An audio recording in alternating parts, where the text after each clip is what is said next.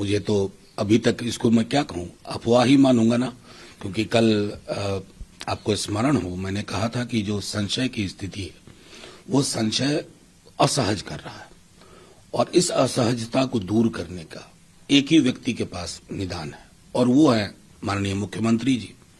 उसका कोई मुझे जवाब नहीं मिला, इसलिए मैं कह रहा हूं कि अब तक अभी आप जो कार्यशैली देखें, आपने तो बिहार को इतने वर्षों में कवर किया, आप देखें नौकरी रोजगार क्या क्या नहीं, बिहार मतलब चर्चा का विषय पूरे देश में अच्छे कारणों से।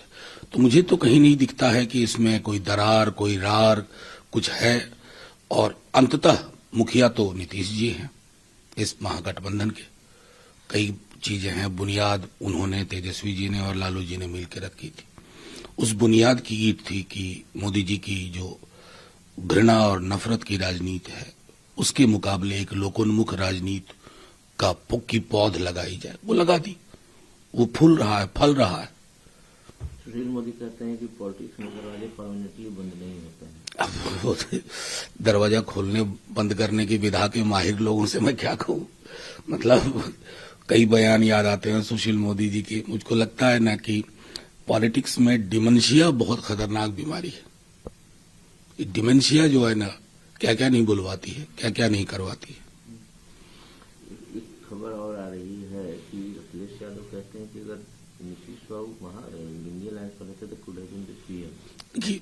मतलब रहते क्यों, मैं तो मानता हूं हैं अभी, रहते क्यों हम बात करें इस तरह की, क्योंकि कोई संदेश तो है नहीं। कल भी कार्यक्रमों में तेजस्वी जी भी थे, सब कुछ था, और मैं समझता हूं कि बार बार इस बात को खुद तेजस्वी जी ने कहा कि हम सामूहिकता में चुनाव लड़ रहे हैं। वहां एक व्यक्ति है, यहां कई काबिल लोग हैं जो कई वर्षों का जिनको अनुभव है। उस संदर्भ में उनके बयान को देखिए। मनोज जी, आप शेरशायरी भी करते हैं, कुछ तो कारण होगी, यही कोई बेवफा नहीं है। आजकल बेवफाई यूं भी हो जाती है, क्योंकि वफा जो है ना बड़ा रेयर आइटम हो गया। कब तक ऐसे, कब तक चलेगा बिहार की राजनीति? हमको उनसे है वफा की उम्मीद, अभी भी उम्मीद है? जाहिर तौर पर।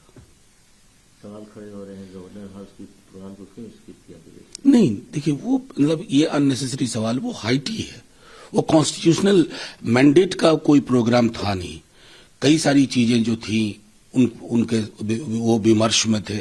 अब उसमें सवाल खड़े करने के लिए तो कोई कहे कि फलाने का प्रोग्राम कल का क्यों रद्द हो गया। मैं समझता हूं इस तरह से सवाल जब खड़े होते हैं ना, तो लगता है कि सवाल हर सेकंड खड़े हो रहे हैं, और हर सेकंड वो अकाल मृत्यु हो जाती है उन सवालों की। गोपाल मंडल बोलते हैं कि जो सम्मान मिलना चाहिए था ग्रैंड अलायंस में, वो नहीं मिला। बहुत सम्मान मिला, बहुत सम्मान मिलेगा, और बहुत सम्मान मिलता रहेगा। मिलेगा भी। मैं सीधे तौर पे कह रहा हूं कि वो संशय वाली बात जो मैंने कही। मांझी जी वाली बात में क्या बात है? मांझी जी खबर आई थी कि आरजेडी प्रपोज। मुझको लगता है कि ये सब चीजें ऐसे ही बाजार में चल रही है। मांझी जी भूतपूर्व मुख्यमंत्री हैं, एक कद्दावर नेता है। अब कहीं किसी ने ये खबर चला दी तो उस पर टिप्पणी देने का तो कोई मतलब है नहीं।